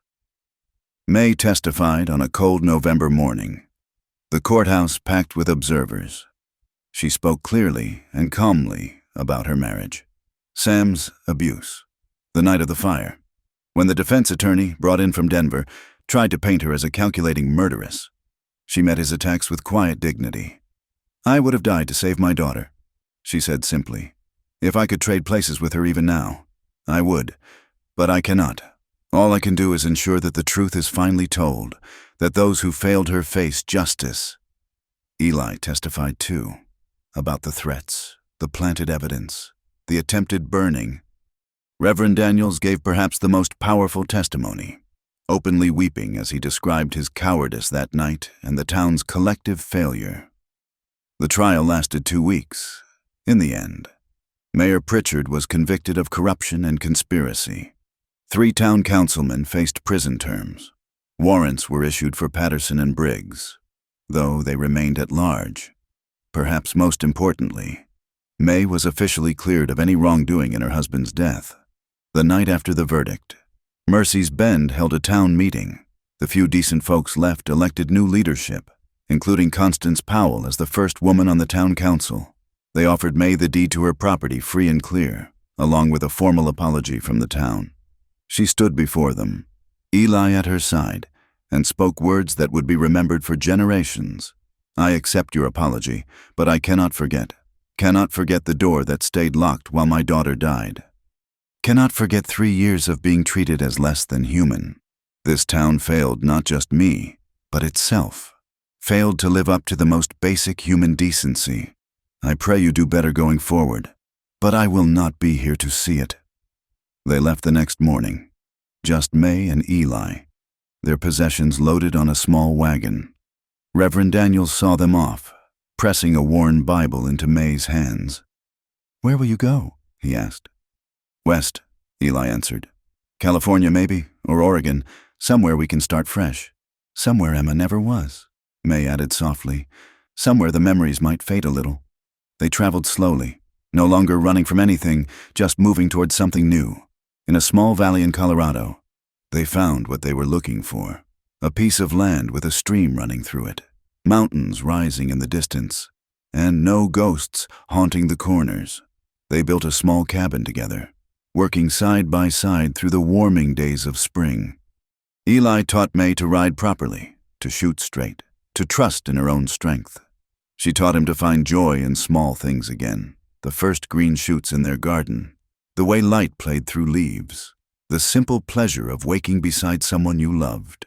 They married on a hillside covered with wildflowers, only a traveling preacher and his wife as witnesses. May wore the blue dress from Cheyenne and wildflowers in her hair. Eli had never seen anything more beautiful. That night, in their cabin that smelled of fresh pine and possibility, they made love with a passion born of survival, of choosing each other despite everything. When May cried afterward, they were tears of release, of finally letting go. "I'll always miss her," she whispered in the darkness. "Always carry that hurt." "I know," Eli replied, holding her close. "But you'll carry other things too. Joy, love, the life we build together. The pain doesn't go away, but it stops being everything." Summer brought unexpected news. A letter arrived, forwarded through several hands, informing May that Patterson and Briggs had been caught robbing a bank in Kansas. Both were killed in the shootout that followed. Justice, it seemed, had found them after all. May read the letter twice, then fed it to the fire. "It's done," she said simply. "All of it, done." Fall arrived with golden aspens and crisp air. Their garden had flourished. Their small herd of cattle was growing, and May's laughter came easier now. She still kept Emma's drawing, the one she'd managed to save in their bedroom, but she could look at it now with more love than pain. One evening, as they sat on their porch watching the sun set behind the mountains, May suddenly spoke. "I'm pregnant." Eli nearly dropped his coffee cup. Are you sure?" "Pretty sure. The signs are all there." She watched him anxiously. "I know we haven't talked about children, about whether I could even, after everything." He was kissing her before she could finish, joy and wonder flooding through him. "A baby. Our baby. I'm scared," she admitted when they broke apart. "Scared I'll fail again. Scared something will go wrong. Scared is normal," he interrupted gently. "But you're not alone this time. We'll face whatever comes together." Winter settled over their valley, peaceful and pristine. May grew round with child, glowing with a happiness Eli had never seen in her before. They spent evenings by the fire, planning, dreaming, building a future neither had thought possible. One night, as snow fell softly outside, May felt the baby move for the first time.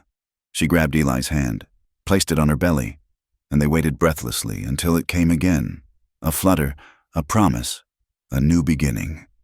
"Hello, little one," Eli whispered, and May's eyes filled with tears. "Happy tears," she assured him quickly. "The happiest?" They had traveled through darkness to find this light.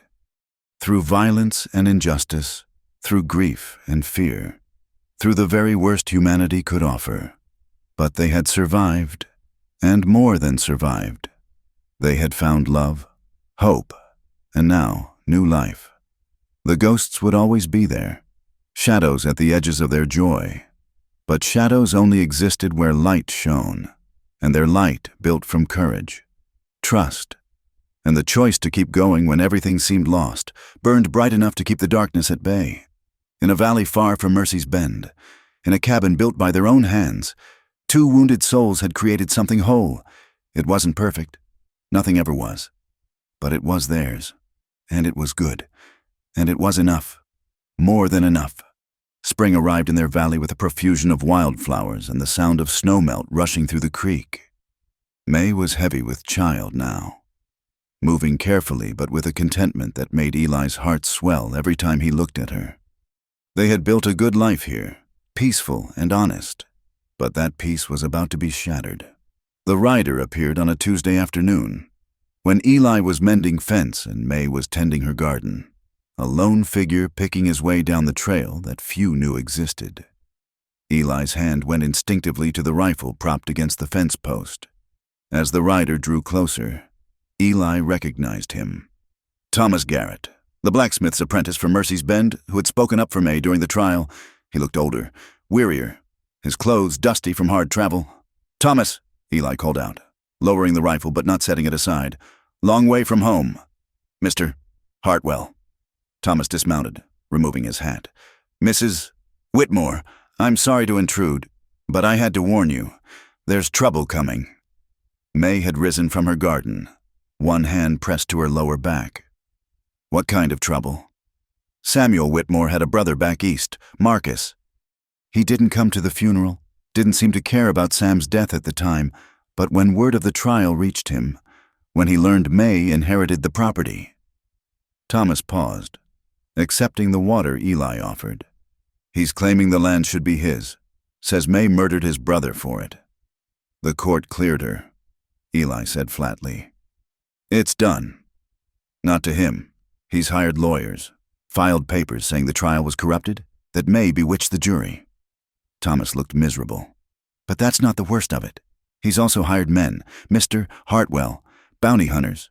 They've been asking around Mercy's Bend, trying to find out where you went." May sank onto the porch steps, face pale. "How long do we have?" "Few days, maybe a week. I lit out soon as I heard, but they weren't far behind." Thomas twisted his hat in his hands. "I'm sorry to bring this to your door. You folks deserve peace after everything, but I couldn't let them come at you unknowing." "You did right," Eli assured him.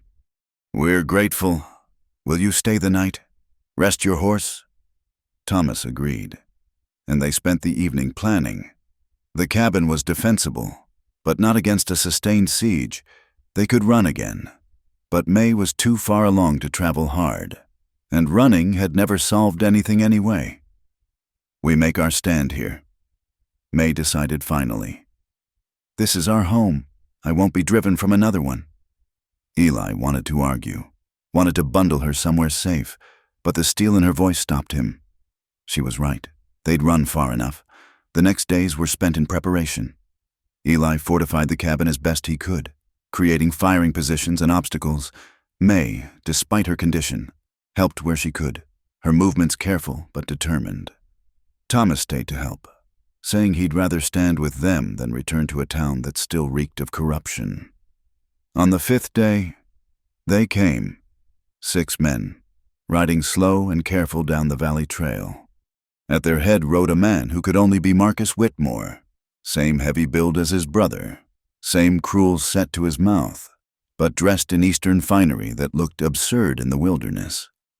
They stopped just out of rifle range, and Marcus rode forward alone, hands visible but arrogance in every line of his body. "I've come for what's mine," he called out. "My brother's widow has no claim to Whitmore land. Surrender her and the property deed, and you men can go free." Eli stepped onto the porch, rifle cradled in his arms. "Your brother is dead, and good riddance. May is his legal widow and heir. You have no claim here. She murdered him." Marcus's face flushed red. "Burned him alive and played the victim. No court will stand once my lawyers." "The federal court already ruled." Eli interrupted. "May was cleared. Your brother died because he was a violent drunk who knocked over a lamp while beating his family. Those are the facts. Facts can be reinterpreted." Witnesses can be found who remember things differently. Money has a way of refreshing memory. Marcus smiled coldly. But I'm not an unreasonable man. The woman can leave with her life, if she signs over the property. Otherwise, he gestured to his men. Well, frontier justice can be harsh. Here's my answer. May called out, stepping beside Eli despite his attempt to stop her. Her father's shotgun was steady in her hands. Get off my land. You have no claim to anything that was Sam's, because Sam had no claim to anything that was mine. He took my daughter, my dignity, my freedom. I'll be damned if his brother takes anything more. Marcus's face contorted. You dare! The shotgun blast cut him off, kicking up dirt inches from his horse's hooves. The animal reared, nearly throwing him. Next one won't miss, May said calmly. That's your only warning. Marcus retreated to his men, fury radiating from every gesture. For a moment, Eli thought they might charge, but bounty hunters were practical men.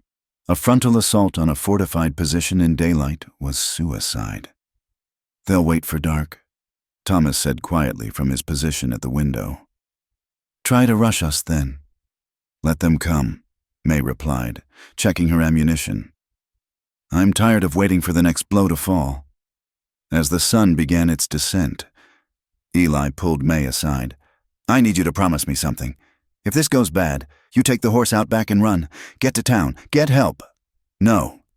She gripped his hand. We stand together or not at all. I won't lose another person I love to violence while I run away.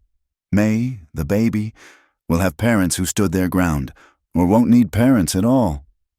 Her voice was fierce. Don't ask me to be a coward. Eli, not now. He kissed her then, pouring all his love and fear into it. All right, together. The attack came 2 hours after full dark. They heard the horses first, spreading out to surround the cabin.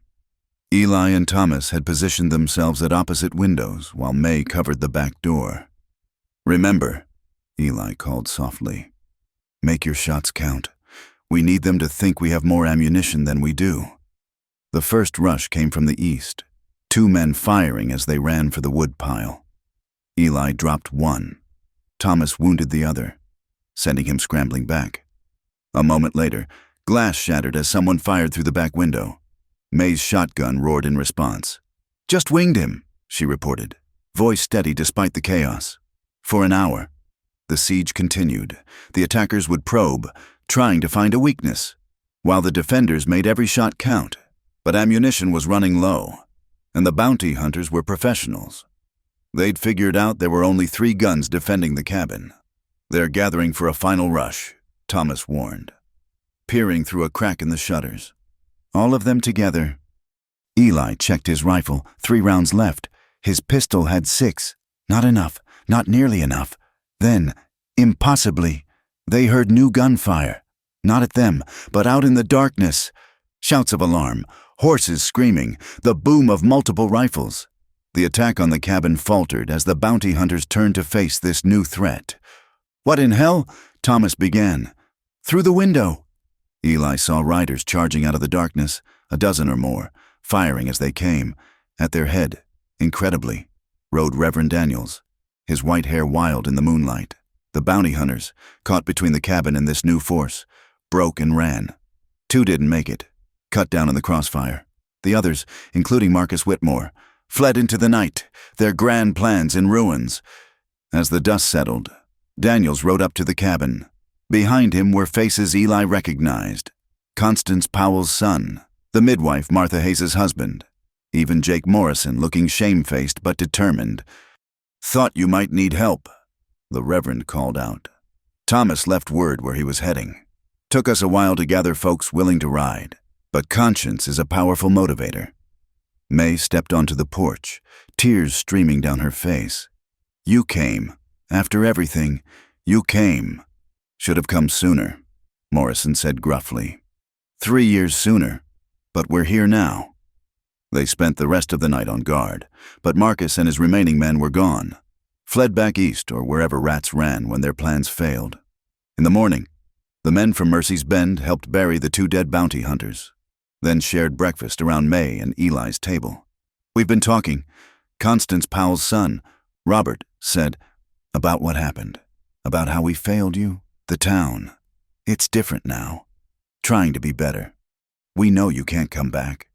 Wouldn't ask it, but we wanted you to know. Mercy's Bend remembers its shame.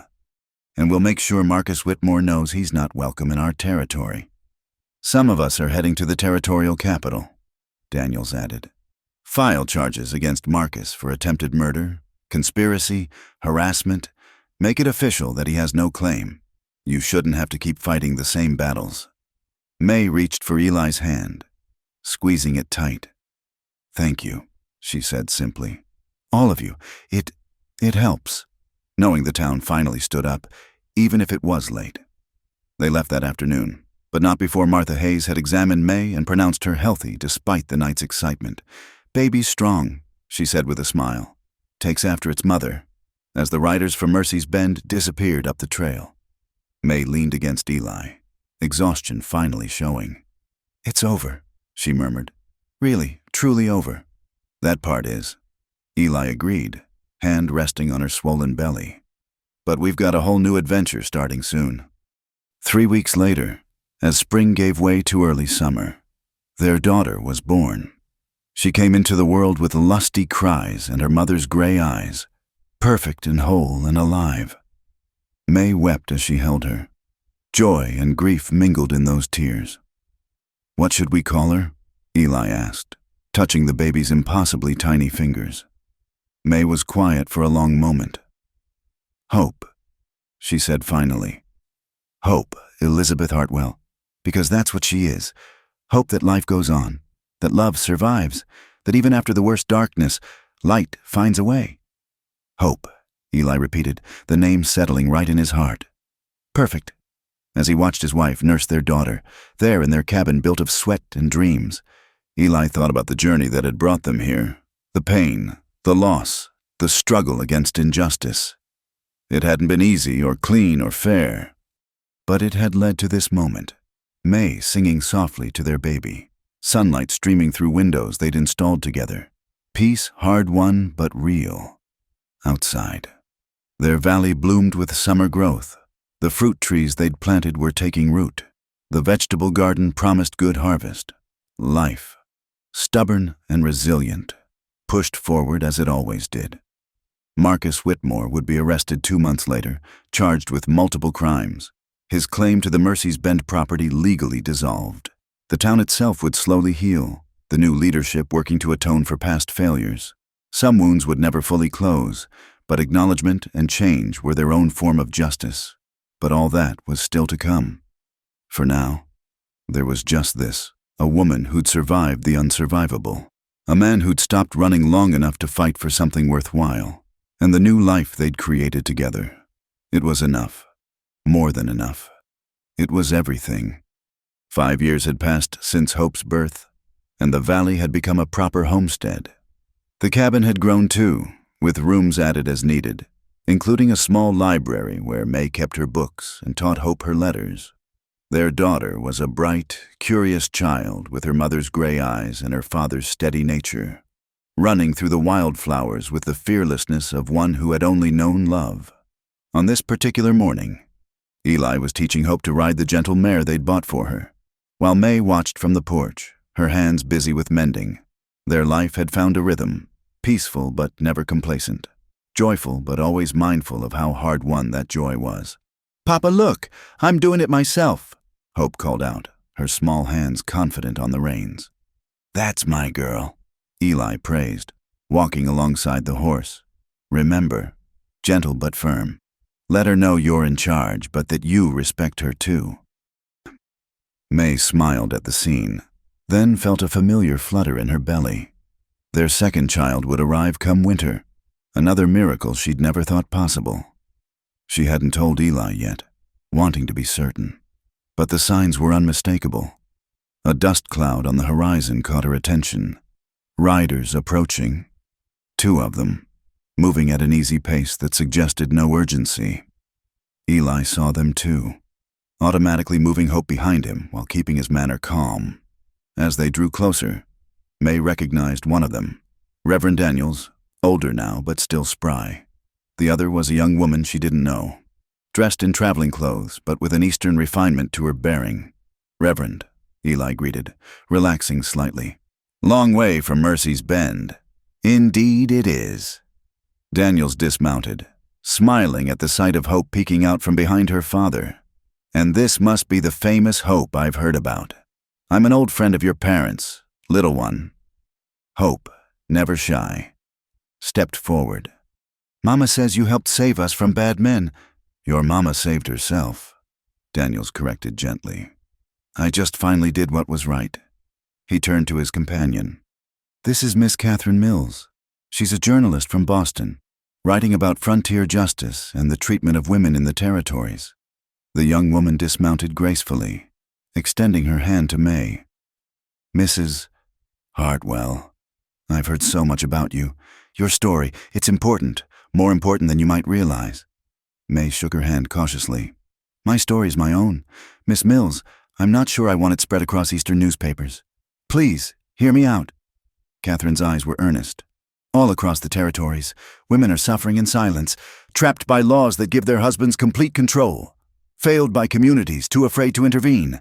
Your case, a woman who fought back, who demanded justice and won. It could give others hope." They invited their guests inside. Hope chattering excitedly about having visitors while May served coffee and the cornbread she'd baked that morning. As they talked, Catherine revealed the scope of her project, a series of articles about women's lives on the frontier, the harsh realities often glossed over in romanticized accounts. "I've interviewed dozens of women," she explained. "But your story, Mrs. Hartwell, speaks to something larger, the failure of community, the corruption of power, but also the possibility of redemption. Mercy's Bend faced its guilt and changed. That's rare. Some would say too little, too late." May responded quietly. "Perhaps, but isn't late better than never? And think of the women reading this who might be where you were, isolated, abused, believing they have no recourse. Your survival could be their lifeline." Eli watched May carefully, seeing the conflict in her face.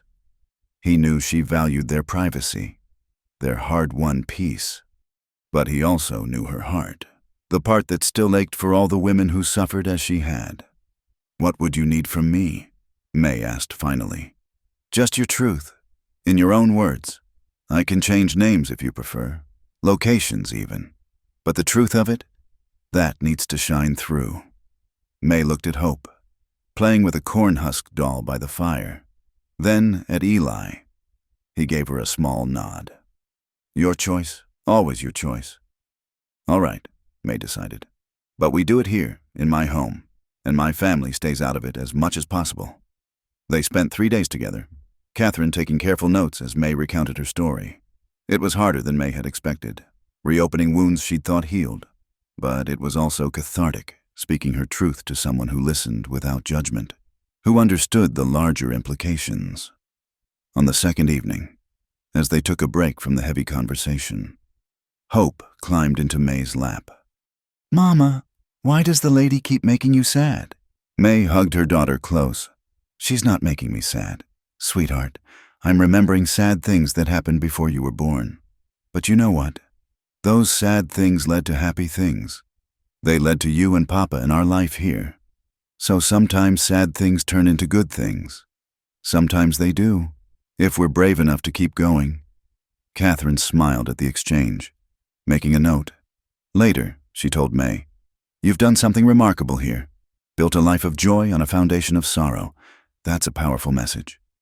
On the final day, Catherine asked about the locked room in the stone house, the shrine to Emma that May had maintained for so long. "I went back once," May admitted, surprising even Eli. 2 years ago. The house was empty. No one wanted to live there. Emma's room was just as I'd left it." She paused, gathering herself.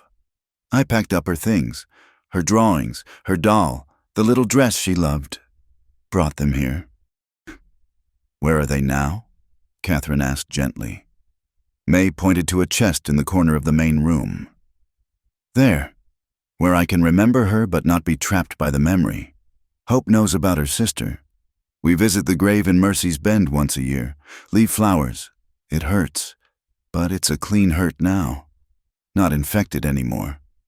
As their visitors prepared to leave, Reverend Daniels took Eli aside. "I'm getting old," he said simply. "But before I go, I wanted to see for myself that she'd found happiness. Thank you for giving her that." "She gave it to herself," Eli corrected. "I just stood beside her while she did it." Catherine Mills's articles would be published 6 months later, causing a sensation in Eastern circles. The story of May Whitmore names changed, as promised, sparked discussions about women's rights, community responsibility, and the harsh realities of frontier justice. Letters poured in from women who saw themselves in May's story, who found courage in her survival. May read some of them, tears rolling down her cheeks. "I thought I was alone," she murmured to Eli. "All that time, I thought I was the only one. Now they know they're not alone either," he replied, rubbing her shoulders as she sat heavy with their second child. "That's the gift you gave them. Hope." Their son was born in a November snowstorm, coming into the world with Eli's dark hair and a powerful set of lungs. They named him Daniel, after the reverend who'd finally found his courage, and he was baptized by that same man on his final visit to the valley. As the years passed, their valley became a haven. Other families settled nearby, drawn by the promise of good land and better community.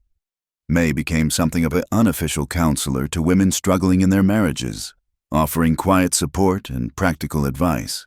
Eli taught the local children to ride and tend animals, his patience making him a favorite among the young ones. Hope grew into a confident young woman, fierce and tender in equal measure. Daniel followed his sister everywhere, absorbing her strength and her kindness.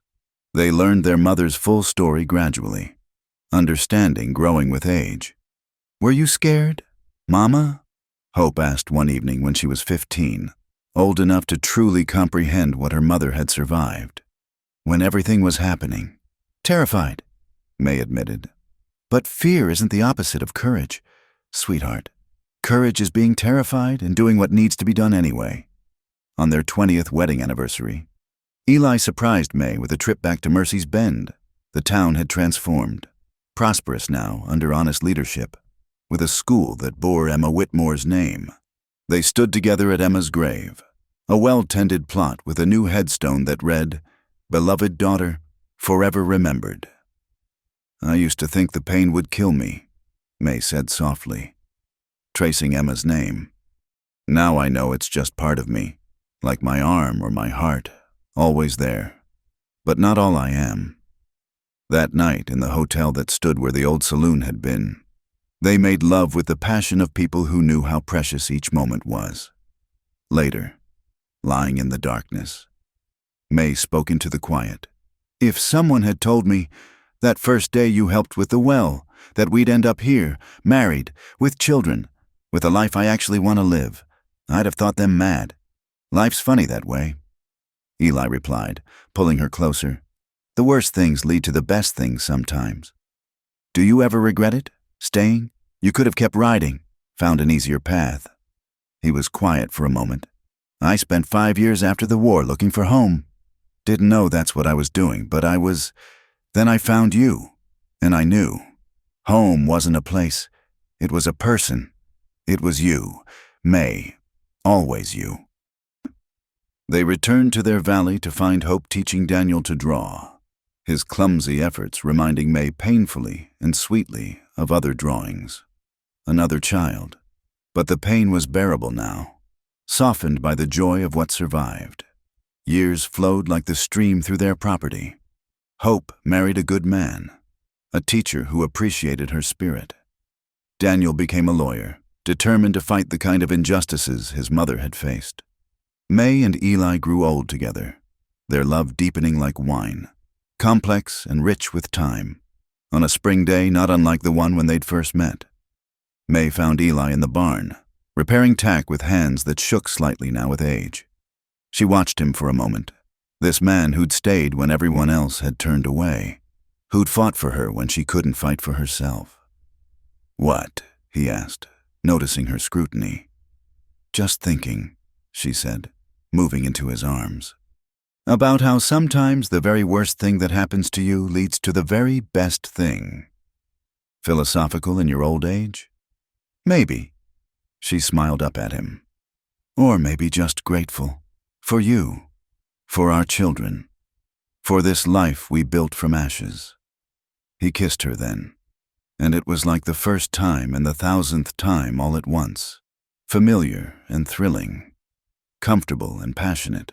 They'd walked through hell to find heaven, and every step had been worth it. As the sun set over their valley, painting the sky in shades of gold and rose, May thought about the woman she'd been. Broken. Terrified. Certain she'd never know happiness again. That woman seemed like a stranger now, though May honored her struggle, her survival. The roses she'd planted their first year bloomed wild now around the cabin, their scent carrying on the evening breeze.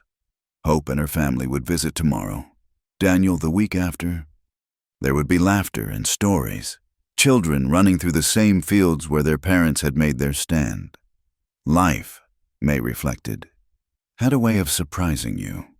Just when you thought the story was over, it offered a new chapter. And sometimes, not always, but sometimes, that chapter was worth everything that came before. In the gathering twilight, with Eli's hand warm in hers and their whole life spread before them like a patchwork quilt of sorrow and joy, May Hartwell finally understood. She hadn't just survived, she had triumphed. And that triumph was sweeter for being shared, stronger for being earned, deeper for acknowledging all the pain that came before. The darkness between them truly could not be undone. But in the end, it hadn't needed to be. They'd simply built something brighter beside it, and chosen, every day, to turn toward the light. And that, May knew, was the greatest victory of all. Thank you for listening to this story of love, loss, and redemption in the Wild West. If you've made it this far, I'd love to hear where you're listening from. Leave a comment below and let's connect. Don't forget to subscribe to From Wild West channel for more authentic frontier stories. And share your thoughts about May and Eli's journey. What part of their story touched you most? Your engagement helps bring these historical tales to life.